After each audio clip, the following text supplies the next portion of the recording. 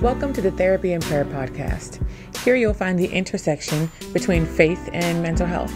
I'm your host, Camille. I'm a licensed therapist and clinical social worker, but more importantly, I'm a Christian who really loves the Lord. And I'm just trying to navigate this life without falling victim to it, just like everyone else. Here we take a faith-based approach to all things mental health and wellness, because the Bible tells us to guard our heart and mind, and sometimes we need a little bit of help with that. Hello, friends, and welcome back to the Therapy and Prayer Podcast. I'm your host, Camille, and I am so happy that you're here.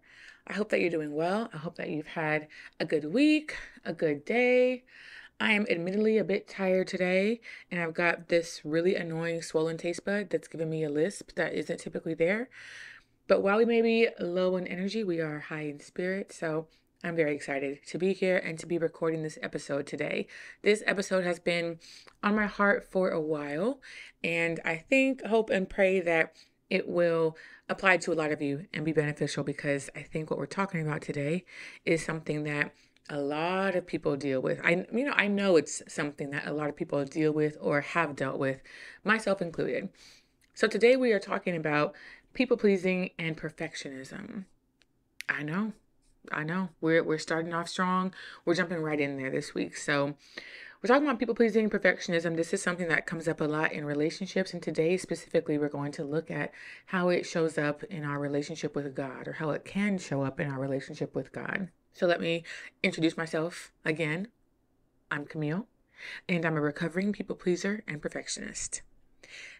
That's hard for me to say. It takes a lot of strength, but thank you for creating a safe space and letting me be vulnerable in that way. So you might be asking, what does this have to do with therapy and or prayer? We're talking about people pleasing. What are we getting at here? But really it has everything to do with it, because the way that we show up and navigate in our relationships with other people definitely affects the way that we're able to show up and navigate our relationship with God, whether we want it to or not. This is one of those things that a lot of times is subconscious, and we're not really aware of how some of our dysfunctional patterns and behaviors are affecting us and our relationships and the people around us. And as I'm working through my own people-pleasing and perfectionism tendencies, God is really revealing to me how not only is that keeping me, or has that historically kept me from intimacy with other people, but that it has also kept me from intimacy with Him. And so if this is also a part of your story, my first encouragement to you is that God really wants to deliver us from this perfectionism, because He wants that closeness and intimacy with Him, because He never called us to be perfect in the first place. So He really wants to deliver us from that perfectionism. So that's what we're going to be talking about today. All right, so let me just give y'all a little bit of background. I have a story that I'm sure is similar to a lot of you, which is that I am anxious by nature, and that developed into an anxious attachment style. Now, we are going to do a whole episode on attachment styles at another time. We're not going to get into it too much today, but here's what you should know for now. Some of the things that are at the root of anxious attachment, some of those kind of core principles of anxious attachment, are people-pleasing and perfectionism, because what's underneath it is a fear of rejection, abandonment, or judgment, which we've talked about before with a lot of the things that we deal with. One or all of these three fears tends to be at the root of it. And our attachment style is really no different. So it creates the perfect breeding ground for people pleasing, because we want to do everything that we can to keep people near us. Because on some level, we believe that if people really saw us for who we were, then they wouldn't want to stick around and that they would leave. So the goal becomes to find ways to keep them around, to preemptively find ways to keep them around, when we're working from the assumption and the belief that other people are looking for reasons or excuses to leave. So for me, I didn't always feel accepted or acceptable to my peers, which made it hard for me to embrace and show up as my true, authentic self. I wasn't bullied, and no one really said things directly to me to make me believe negative things about myself, but I just had this perception of myself that really was based on comparison. Now, we cannot talk about perfectionism or people pleasing without talking about comparison. And we started at a really, really young age, unfortunately. And for a lot of us, it kind of sticks with us. And we begin to see ourselves through this lens of inadequacy in comparison to other people. And I was victim to that for a really long time. Now, there's a lot to be said, I think, about people pleasing and perfectionism, but the part that I really want to focus on today is how it makes it difficult or nearly impossible to be authentic with other people. It really creates this breeding ground for inauthenticity, for, I don't know, fakeness, hypocrisy, whatever you want to call it. That's what this people pleasing actually turns out to be.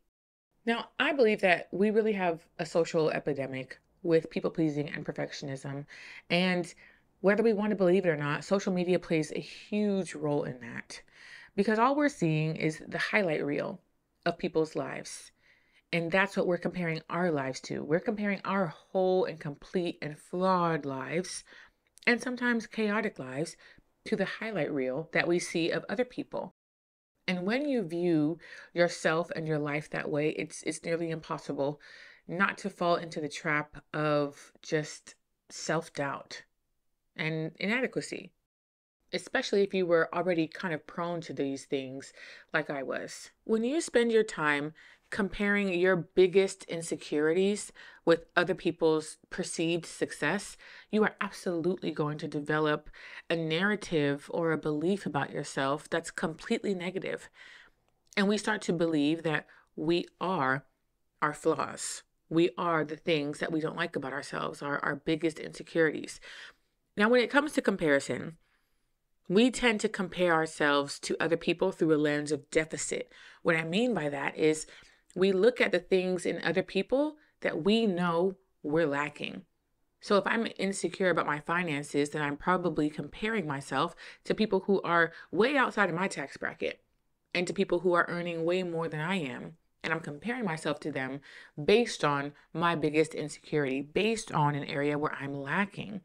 And that is going to paint my whole perspective on my finances, my financial stability or capabilities. And this can be applied to everything else, any way that we compare, whether it be physical, we're looking at other people who have a body type that we don't have or that we want to have. And so, of course, we're always going to come up short when we are comparing ourselves in that way. So as this negative belief about yourself and who you are develops, it becomes really hard to find stability in who you are or even in knowing who you are at all. This people pleasing and perfectionism is very closely tied to our personal identity. When we're comparing ourselves to other people and we're developing this negative view about ourselves, we start to believe that these negative things and these negative beliefs define us and define who we are. So now we're in relationships with other people who, from our perspective, maybe have it all together. Or in the areas that we feel like we're a mess, they have it together. And since we're comparing ourselves from this lens of deficit, and we've got this negative self-view, we want to hide the parts of ourselves that we believe are flawed.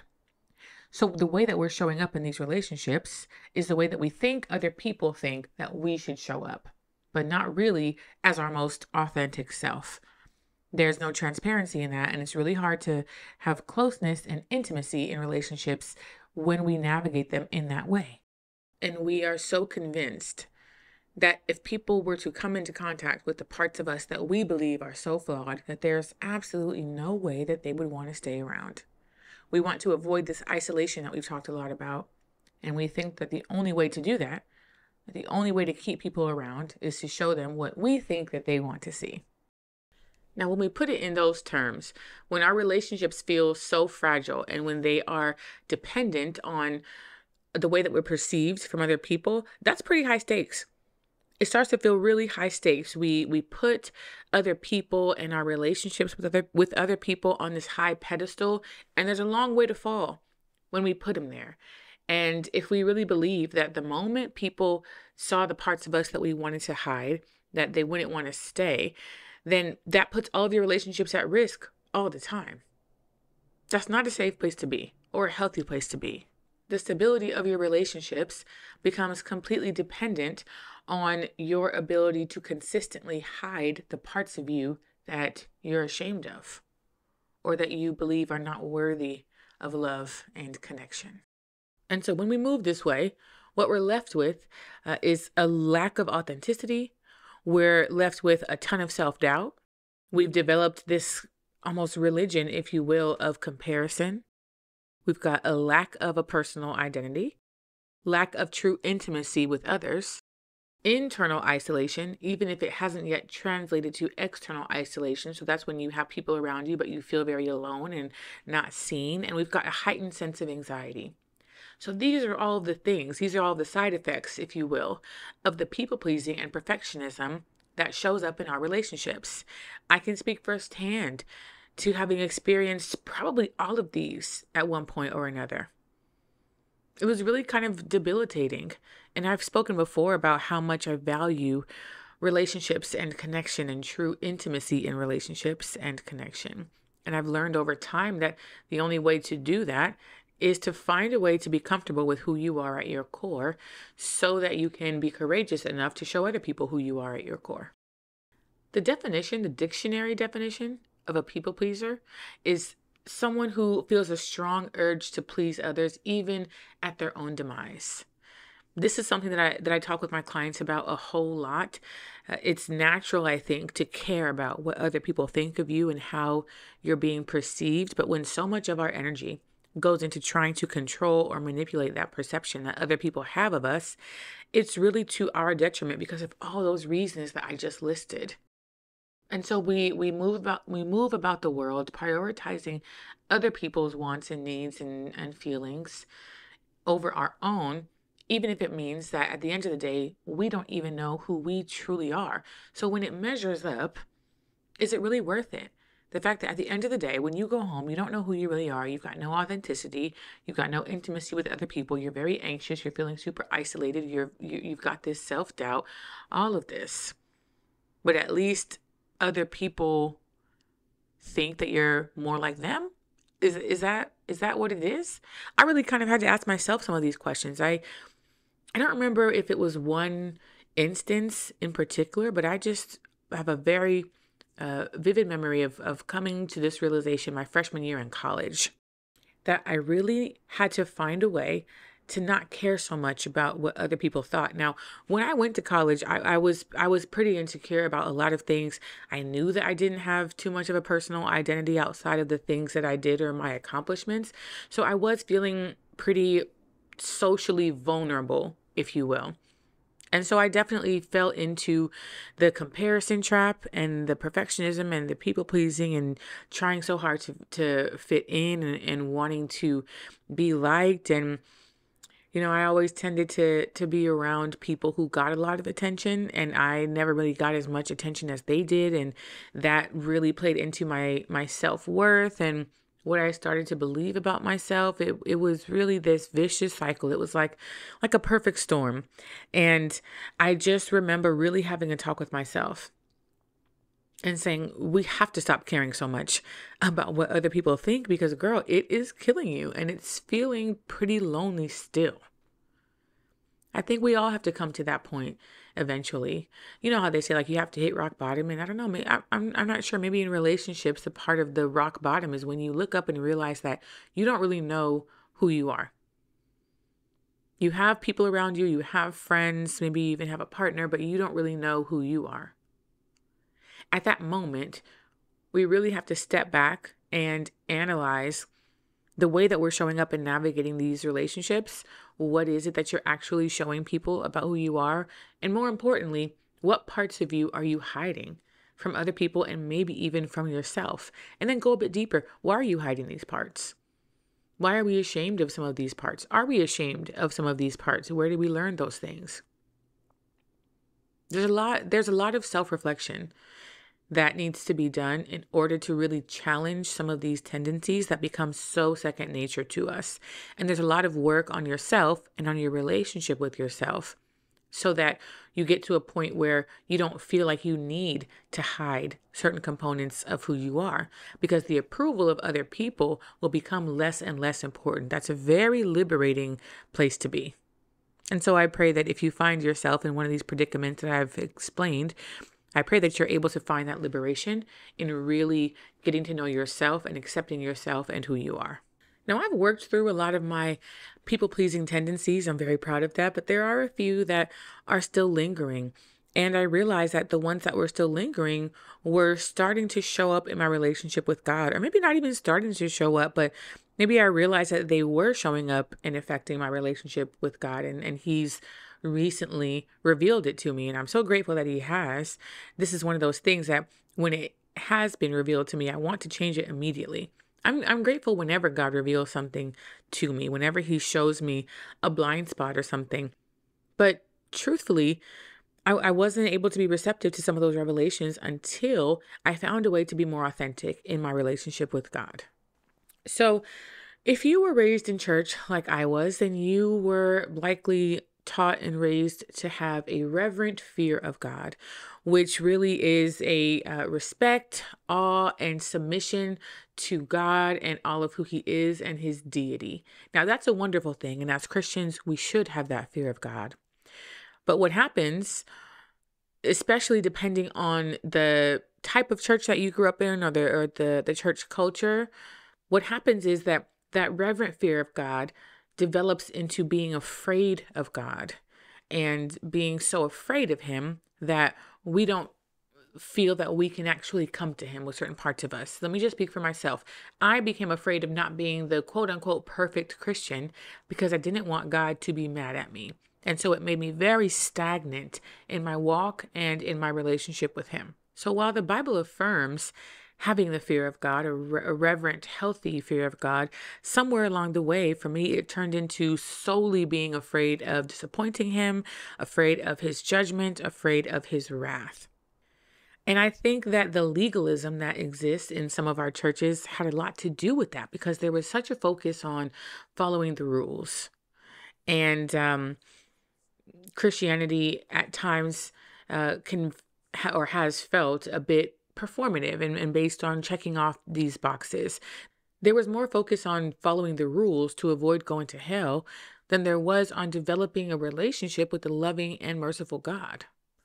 In some ways, this laid a foundation for my relationship with God that was built on guilt and shame, instead of one that was built on authenticity and complete dependence, which, as I'm growing in my faith, I'm learning that the latter is really where we find the most growth and intimacy with Him. So those same fears of rejection, abandonment, and judgment were showing up now in my relationship with God. And so that just made room, so much room, for all of the same people-pleasing tendencies that I saw in humans. It made room for them to also show up with God. So now I'm feeling like I have to hide certain things from Him, which is really kind of silly when I think about it, because girl, duh. But I feel like I have to hide certain things from Him, or that I can't talk to Him unless I have it all figured out, or unless it's like wrapped in this really pretty presentation. I just was so afraid of not being the perfect Christian, which I know now does not exist. It only existed once. So it doesn't exist. And God does not expect perfection from me, because He knows that I'm a human. I didn't want God to reject me because of my flaws, which He, by the way, was already so aware of. He knows all of my flaws intimately. When I think about it in that way, it's really kind of silly when we think that we can hide certain things from God. He already knows that they're there. He definitely knows that they're there. We think we can hide certain things from God just by not telling Him about it. But really, we're not hiding anything from God. We're just making it harder for ourselves by not inviting Him to encounter us in that space, or to encounter us in the context of whatever flaw it is that we're feeling very guilty and ashamed of. And so I realized that my perfectionism was making it nearly impossible for me to have an authentic and transparent relationship with God. Even in my prayers, sometimes they felt very, very filtered, and that made me not want to pray. So I was praying less, or they were pretty short, or sometimes kind of surface, because I felt like I could only come to God in a specific way. It's so funny as I'm talking about this now, because thank God I've come a long way in this. But I just think back to how I was and how I was showing up with God a couple of years ago. And I think I have a lot of compassion for that version of myself. It's really sad how much I was hindering myself in my own growth in my walk with God because I thought that I was keeping my flaws from Him. I felt stagnant, I think, in my faith for a while. It really wasn't until I broke through this barrier that I was able to start seeing so much growth, so much spiritual growth when I got really, really honest with God and open with Him. Because really, if I'm not being open and honest, right, with God, then on some level, I'm also not being open and honest with myself. And so how are we supposed to know where we need to grow? How are we supposed to know what our blind spots are if we're not asking God to show them to us? How am I supposed to know what I need or how He's going to what it is that I'm asking Him to deliver me from if I'm not even aware or honest enough to know where I'm starting from? That was keeping me very stagnant in my faith. I think there was a season, there was maybe a bit of a dry season spiritually, um, where either I wasn't feeling challenged, or I was really not showing up authentically with God, and that was keeping me in a space. And I thank God that He sustained me through that season and has been merciful and gracious enough to usher me into a new one where I am much more open and transparent because since I've seen so much growth, I now am yearning for it, right? I'm like desperate for it. Like, God, show me more. Like, show me, show me more. Like, get on up in there and look around and pull out what don't need to be there and just all of it. I want Him to see every single part of me now. I want Him to see like the dirtiest and darkest parts of who I am so that I can be redeemed and delivered from that. And this is the other thing that there's always room for redemption. When we have this fear that God's going to reject us because we're not perfect, that's another lie of the enemy. But there's always room for redemption because God knows. He knows that we're not perfect. That's why He sent His Son, so that we could over and over and over be redeemed back to Him. He wants us in close relationship with Him, and He knows that we're going to slip and fall along the way. So we don't have to try to pretend or hide that from God. He created us and wired us to be human. He wired us to have free will and to be able to make decisions and to be able to make mistakes. So He fully expects us to do just that. And He put a plan in place to make it so that even when we fall or make mistakes because we're human, there's always an opportunity to come back to Him and to be redeemed. We just have to take advantage of it. So I want to give you an example of how my perfectionism was affecting my walk. So I really wanted to be someone who woke up early and did Bible study first thing in the morning, like 5 a.m. I grew up seeing my mom do that, and so many other spiritual folks that I knew really prioritized spending time with God first thing in the morning. So I tried to do that, or started trying to do that. And of course, because of the perfectionism, I expected myself to be able to wake up and study my Bible at 5 a.m. every morning easily, flawlessly. I expected myself to be able to just do that flawlessly. And so naturally, when I had a hard time with it, because I'm trying something new, because I'm not a morning person, naturally, it became difficult for me. I was falling asleep on top of my Bible or not getting up at all or getting up and being like super grumpy or whatever it was. It was hard. Some days I did it, but on the days that I didn't do it, I felt so bad. And so then for a while I was like, okay, forget it. We're not even going to try because it's not working.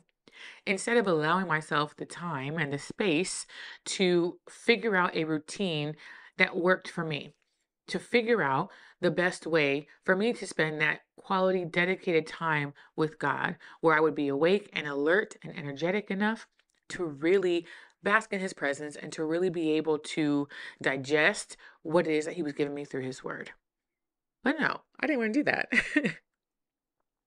I wanted to be able to wake up and study immediately, first thing in the morning before the sun was even up every day, no matter what. Now that I don't think it's a very reasonable expectation when you're starting from nothing.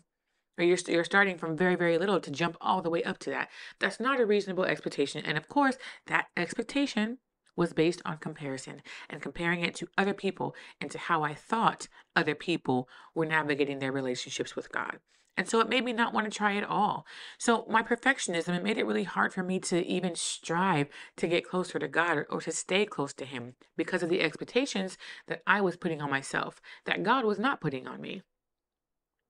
Nowhere in the Bible does it say you got to get up at 5 a.m. and spend an hour and a half with the Lord. It doesn't say that at all. He wants to spend time with me, period. He doesn't say what time it has to be. But that perfectionism was creeping into everything that I did and making it really hard for me to be able to honestly strive and try to get closer to God, because it wasn't happening the way that I thought it was supposed to happen. Now, around this same time, God was also showing me uh, another people pleasing tendency that I had in relationships with other people, which is this whole pattern of rationalization and justification. I have this thing where I feel like I have to explain myself unnecessarily, preemptively, have to explain myself why I am or am not doing something. Now, mind you, most of the time people don't ask. But I feel like I have to explain myself, or I at least have to, in my mind, have an explanation. Like, does this ever happen to y'all? Do y'all ever do this? Like, when you have like a conversation or an argument with someone in your head, but in my mind, what it is that I have an explanation in my head. And then the explanation is for things that I feel like maybe somebody won't understand, or that they won't like, or if I'm changing my mind about something, I go through this whole explanation internally in my head about why it is or isn't this way. It's, I think it's funny now. I don't know. This is a new revelation, and I'm really trying to work through it. But that was also showing up in my walk and in my relationship with God, and so I found myself avoiding even trying to grow in certain areas unless I could preemptively come up with an explanation or justification to give God for these hypothetical mistakes that I had not even made yet. Because I knew I wasn't going to be perfect at anything that I was doing, I had to have an explanation for these mistakes that have not even happened yet. Otherwise, there was no point in me even starting anything. This feels so silly, even as I'm saying it, but this is so real, y'all. Like, this was for real what I was going through and what has been present in my relationship with God. What kind of sense does that make? I'm not even going to try something, because what if I make a mistake, or what if I don't do it well? And then I'm going to have to explain to God or to other people why I didn't do this thing well, or why I didn't do it at all. When honestly, truthfully, God would be happy to know that I'm even wanting and trying to get close to Him, even if I'm stumbling along the way, because trying is better than not trying at all. Oh, girl, Camille, I'm sorry. And I'm glad that you have been delivered from that, or that you are being delivered from that. So let me say this, because I know we're talking about people pleasing, and when it comes to other people and other humans, the conclusion that we come up with, or that we ultimately find, is that it really shouldn't matter what other people think, and we should not be so concerned with trying to please people. But as Christians, we should want to please God. We should want Him to be pleased with us, but only seeing God as the judge and executioner, it makes it really difficult to see Him as the merciful and loving parent or teacher that wants to help us learn and grow through our mistakes. God is pleased with our heart more than He is with our external actions and what we're doing or how we're able to do it. He's much more concerned with the heart of a person. If your heart is truly for God, then that's going to come out in your actions anyway, and that's going to be pleasing to Him. It's not about how successful you are at getting up at 5 a.m. to study your Bible. It's about, are you still trying to find time to spend with Him throughout your day? Are you still prioritizing spending time with God? That's going to look different for every person. And if you're like me, that's going to look different depending on the day. Okay? God wants our best, but our best may look different day to day. And we have to give ourselves the space to find what our best looks like that day. And we have to get comfortable with those fluctuations. But God wants our best. On your worst day, your best looks different than it does on your best day. I hope that makes sense. But y'all, you remember at the beginning of this episode, I said that I'm tired and low energy today. My best, what I'm able to give today, is not the same as what I might be able to give on another day when I'm less tired and when I have more energy and when I'm less stressed. My best is going to look different on those 2 different days. But regardless of how I'm feeling, my objective is to give God my best, the best that I have at that given moment. That's what's pleasing to Him. I know that with other people, we have this fear of rejection, and it's oftentimes because we've been rejected by other people, but God doesn't reject us. When there's distance in our relationship with God, it's because we are actually rejecting Him. But even when we reject God, He still doesn't reject us. And He's always there waiting for us to come back to Him. But He does not reject us. He wants to be close with us. And that closeness is not determined by a checklist or by being the quote unquote perfect Christian or by simply following all of the rules. If your heart is not right, then God is not pleased. God is not pleased with inauthenticity. And we have examples in the Bible of that. He's displeased with that. And He calls out hypocrisy in the Pharisees and calling them hypocrites. An example that comes to mind is the story of Ananias and Sapphira. Now, Ananias and Sapphira, they were giving. I think it was they were giving to the church. They had sold their land and they were giving a portion of it to the church. But they said that they gave all of the profits to the church, when really they hadn't given all of the profits. They had only given a portion. And God struck them down dead right then and there because they lied about what it is that they were giving or what they were offering. It wasn't because they didn't give the full portion, but it was because they didn't give the full portion and said that they did. They were being deceitful, they were being hypocritical, they were not being authentic in their worship and in their offering to God. He's very displeased by that. Think about Adam and Eve when they were in the garden and they were hiding from God. God wasn't pleased with that. Of course, He wasn't pleased with the fact that they disobeyed Him in the first place. But now you're hiding and trying to act as if you didn't just do this thing. He doesn't like that. Even in our sin, He wants us to be authentic and honest with Him about it. And this whole thing about breaking the rules and the legalism and all of that, listen, Jesus was accused over and over and over again about breaking these quote unquote rules. Like when He was healing people on the Sabbath and they were like, "Excuse me, sir, this is the Sabbath. We're not supposed to be doing anything." So Jesus, the only perfect human to ever walk this earth, the only perfect Christian to ever exist, broke the rules and was still pleasing to God. Now, this is not to say that you can do whatever you want and still be pleasing to God, but this is a reminder to say that God looks at the heart of the person and whether or not you are trying and striving, actively trying to please Him, actively trying to get closer to Him. That's what's pleasing to Him. So you can do all these things, you can follow all these rules, and you can be perceived by other people as a perfect Christian. But God knows what's really going on internally. If you're not really spending no time with Him personally, if you're not really trying to understand Him more, if you're not trying to hear from Him more, if you're not familiarizing yourself and really trying to grow in the fruits of the Spirit, it don't matter how many rules you follow. God is not pleased with that. There is really no room for perfectionism or people pleasing in our walk and in our relationship with God. All right, that's going to lead us into our scripture for today. And our scripture of the day comes from Isaiah 29:13. It says, "And the Lord said, because this people draw near with their mouth and honor me with their lips, while their hearts are far from me, and their fear of me is a commandment taught by men." This verse is saying that God is displeased with people who just give lip service. He doesn't like hypocrisy. It's really kind of like if you don't mean what you're saying, don't say it at all. He's not pleased with just lip service. And if you are only afraid of God because you're afraid of going to hell, or if you are only afraid of God because someone else told you to be, but not because you have this true awe and reverence for Him, that He's not pleased with that. And that's not really a true fear of God. I know that word fear can be a bit confusing. I know for me as a kid it was. But it's not talking about being afraid of God simply because we're afraid of His punishment, but it is really about this respect and reverence and awe and willful submission to Him.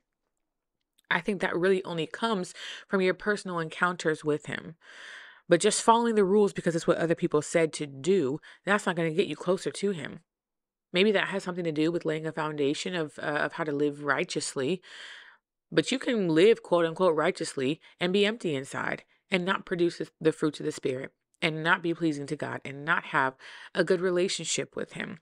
Just like we talked about with other people, when we navigate relationships with these tendencies, we're still kind of empty inside and we don't have that closeness. We don't have that relationship. And the same thing happens in our relationship with God. But I don't know about y'all, but for me, that's simply a no-go anymore. I've been there, done that. And now that I'm on the other side of that, and I have seen the results of this true authenticity and transparency with God, it's much more fruitful than trying to be perfect.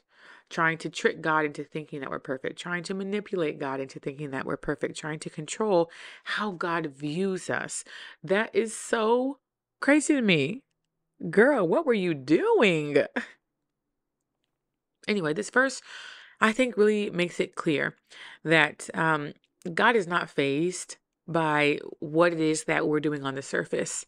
He searches the heart of a man, and He wants our heart to be pure and for Him. So that is my encouragement to you all. Examine your heart and yourself and allow and ask God to examine you and for Him to show you where maybe there are some areas in your walk where you are a bit stagnant. And if that has to do with how you're coming to Him, then I would encourage you to be courageous enough to be honest with God. Like, just try it out. Just try it out. I always tell people and I tell my clients, just try it out. And if you don't like it, you can always go back to your comfort zone. You can always go back to what you were doing before. But just try it. Just try it and see if it does not usher you into a more intimate relationship with Him. All right. So here is our question for the day, our listener question. Just as a reminder, if you do have a question to submit to the show, please send us an email at therapyandprayer@gmail.com. Our question today is, what do you do when your mental health is low and it causes your faith to be low? I think that this question is actually really aligned with what we've been talking about, which is this perfectionism and this whole idea that in order to come to God, we have to be at our best at all times. That in order to come to God, we have to be whole and complete already first, and then engage with Him. And I think that's kind of that's the backwards approach, really, because God is the one who makes us whole and complete. And so if your mental health is low, which definitely happens, know that God can meet you in that. God can meet you in your depression, in your anxiety, in your manic episode, in your grief. God can meet you in all of that. And so it's not that God is inaccessible to you when you're struggling with your mental health. It's that that's probably when you need God the most. So when your mental health is feeling low, and maybe that's causing your faith to be low, know that we only have to have faith the size of a mustard seed. Your faith doesn't have to be huge in order for it to be effective. The fact that you have enough faith to know that it's low, that says that it has not disappeared yet. It has not dissipated, which means that there is still space for God to show up and to help you come out of whatever low mental state it is that you're in. God is a God of the brokenhearted, and He talks about the poor in spirit often. And I think that also talks to being low in mental health. God is the God of the low in mental health, just like He's the God of the brokenhearted. And so I think that your time with God might look different when your mental health is low and when you're struggling and when you're having some challenges. That actually, I think, is the perfect opportunity to be honest with God. We might just say, God, I'm having a hard time right now. I'm really struggling. I'm having a hard time finding hope. I'm having a hard time being motivated or finding encouragement. I don't know what to do with it. If you're bringing that to God alone, that's enough. Whatever it is that you're dealing with, still bring it to God. There is nothing that we have to keep from Him. There's nothing that we could keep from Him, even if we tried, even if we wanted to. But like I was talking about earlier, your best is going to look different. So when your mental health is low, when you're struggling with your mental health, still give God your best, because it's going to look a lot different. That might just mean saying, thank you, God, for waking me up today. If that's the best that you have that day, God will be pleased with that. So ask Him and invite Him to meet you in whatever mental state that you're in. And in that way, we are allowing room for the deliverance from that. In my reflection of my own life, when I've been really low, God has not left me. And even in my personal Bible study, just this morning, actually, I was reading a psalm.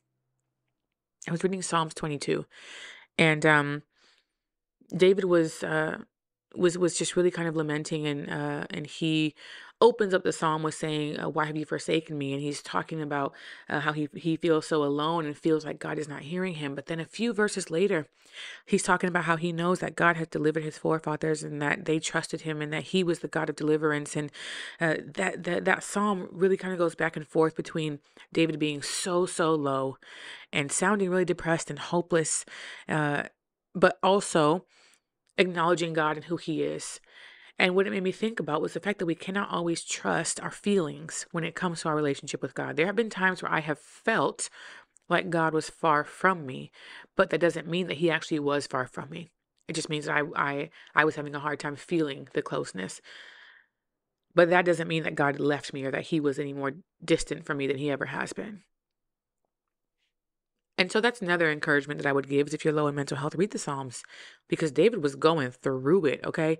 He was going through it, but even in those low moments, in the lowest of lows, he was still grateful and worshiping and giving that all in reverence to God, because even when he was low, it didn't make him question who God was, who he knew God to be. And that I think is beautiful. That really shows the duality that we can acknowledge our humanity and we can acknowledge our pain and our suffering without losing faith. So even if your faith is small or if it's low, it's still present. Have y'all ever seen a mustard seed? It's like the size of an ant, maybe. Like it's hard to even see. It's so tiny. God says that that's all we need. And he can work wonders with that faith of a mustard seed. So if your mental health is low and you feel like that's causing your faith to be low, be encouraged because your faith is still there. Be encouraged because God can meet you in your low mental state. Be encouraged because God can deliver you from that mental state. Be encouraged because God searches the heart. And if your heart is still for him, even when your mental health is struggling, then he's pleased with that. All right. That's all I got for y'all today. It was short and sweet, but I hope that you can connect with it. I pray that you can find some encouragement from it and that you can find liberation from your perfectionism with God. All right. Thanks so much for being here, and I hope that you'll come back again. Bye, everyone. Thanks for listening to this episode of Therapy and Prayer. Make sure you're subscribed and following wherever you listen to podcasts, and if the Spirit moves you, go ahead and leave us a review. If you want to submit a question to be answered on this show, send us an email at therapyandprayer@gmail.com, and make sure you're following us on TikTok at Therapy and Prayer. Thanks again for listening. I'll talk to you soon.